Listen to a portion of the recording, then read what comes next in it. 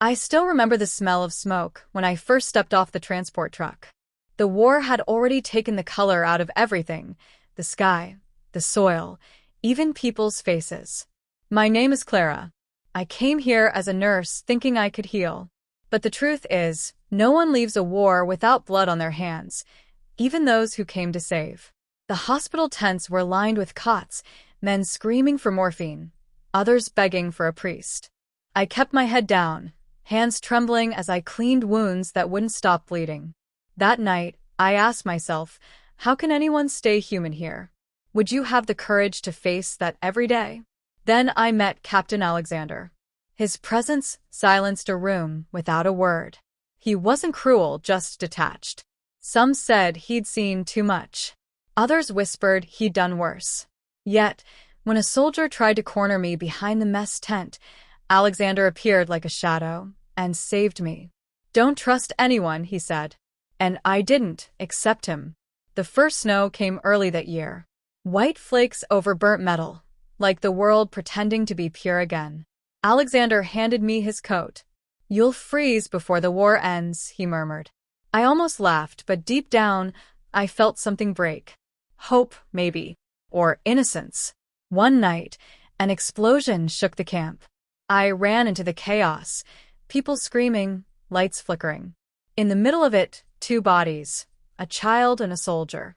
Only one could be saved. I froze. What would you have done if it were you? Chose the enemy's child or your friend? I chose the child. I don't know why. Maybe because his eyes looked too much like my brother's. When I brought him in, some soldiers spat at me, called me traitor. Alexander didn't say a word, just looked at me with something like shame or respect. I couldn't tell. Days later, I found a locked door near the back of the camp. From inside came muffled cries. I opened it and saw 3 prisoners tied to chairs, faces swollen, blood dripping onto the dirt. A man was taking photos. I slammed the door shut before they saw me. That image never left me. That night, I wrote everything in my notebook: names, dates, faces. I thought the truth could protect the innocent. But when Alexander found the notebook under my cot, he stared at me for a long time. Clara, do you know what you've done? His voice trembled. They'll kill you for this. He took my notebook. I begged him not to destroy it. He didn't, but he hid it. If you want to live, forget what you saw. I couldn't. Every time I closed my eyes, I heard the screams again. Do you think I should have stayed silent? Or done what I did? The next morning, a soldier was found dead. Rumors spread fast. Someone said he'd been leaking information. Others said the captain knew more than he admitted. When Alexander walked past the body, his jaw tightened, but his eyes, they avoided mine. After the soldier's death, the air in camp changed. Whispers turned to fear. Eyes followed me wherever I went. Someone had gone through my things again. Alexander told me to stay quiet, but silence felt heavier than bullets. Every scream outside the tent reminded me that truth was dying faster than the wounded. One night, he called me to his quarters. The room smelled of smoke and wet leather. Clara, he said, if you ever cared for me, you'll burn what's left of that notebook. His hands shook. When he said it, that was when I realized the man everyone feared was terrified himself. I asked him, what are you hiding? He looked away. Some things aren't meant to survive war, he whispered. His words were colder than the snow outside. I wanted to hate him, but I couldn't.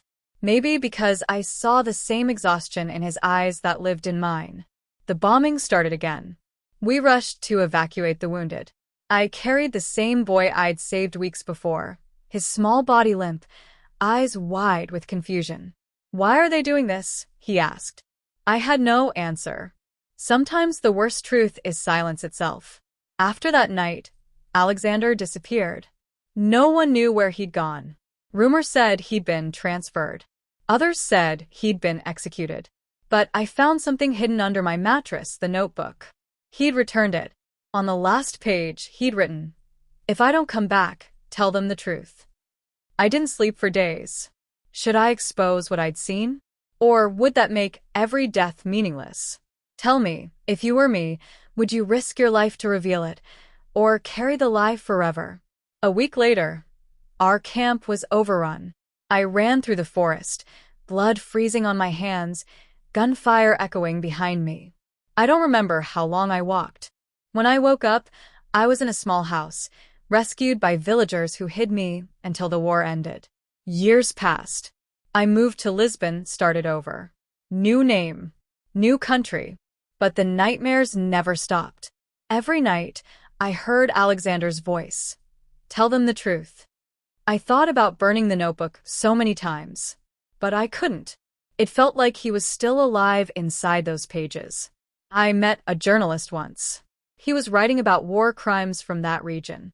I almost gave him the notebook. My hands trembled, my lips parted, and then I stopped. He looked at me and asked, "Are you okay?" I lied. I said it was just an old diary. Thank you for staying with me until here.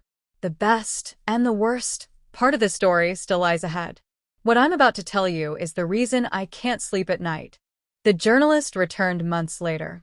He'd found something, a list of names matching those in my notebook. If we publish this, he said, the truth will finally come out. My hands went cold. Those names included Alexander's. I realized the man who saved me was also part of what he tried to hide. That night, I opened the notebook again. The ink had faded, but the pain hadn't. I saw his handwriting on the last page, trembling words written in haste. I did what I had to. Don't let them call me a monster. My chest tightened. Was he begging for forgiveness or warning me to stay silent? I went to the church near my apartment, the one where old soldiers leave flowers for ghosts. I lit a candle and asked myself if truth really heals anything, or if it just burns everything left behind. Would you have the courage to expose someone who once saved your life? Tell me in the comments what you'd do. I called the journalist, told him to meet me near the harbor. I planned to hand over the notebook, walk away, and never look back. But when I arrived, there were men waiting, not him. Government officials, maybe. Or worse. One of them said, "You've kept something that doesn't belong to you." I ran. Through the alleys, past the market, until my lungs burned. The notebook pressed against my chest like a heartbeat. I knew I couldn't run forever. So I made a choice, one last act of war in a life that never truly left the battlefield. I left the notebook at the steps of a newspaper office. No name, no note. Just the truth. Or at least my version of it. Then I vanished. Changed my address, my number, everything. I never found out what they did with it. Maybe they published it. Maybe they buried it. Years later, I saw a story on the news. A report about forgotten crimes in Bosnia, anonymous evidence, and a captain who died protecting a witness. My heart stopped. The screen showed a photo, blurred, old, but it was him. Alexander. I turned off the TV and stared at the dark. I had finally told the truth, but it didn't feel like victory. It felt like betrayal. Some nights, I still hear his voice in my dreams. "You did the right thing, Clara." And sometimes I believe him. Now I sit here, recording this story, because silence has become unbearable. Maybe this confession is my last way of healing. Maybe someone watching will understand that in war, right and wrong are never clear, only the choices that haunt us forever. Thank you for staying until the end. If this story made you think, subscribe and share it with someone who still believes that one truth can erase all pain. And don't miss the next story. It will challenge everything you thought you knew about forgiveness.